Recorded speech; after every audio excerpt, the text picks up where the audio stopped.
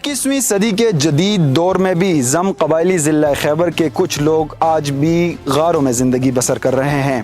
इनकी ज़िंदगी कैसे गुजरती है, गारों के मकीनों से बात करेंगे।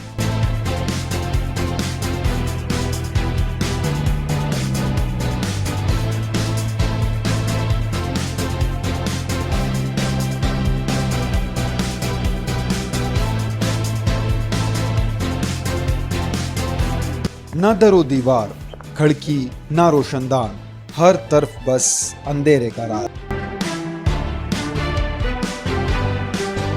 पेशावर के पोश इलाका हयाताबाद से मुतसिल ज़िला खैबर की पहाड़ियों में ये हैं गारों की अलग बस्ती,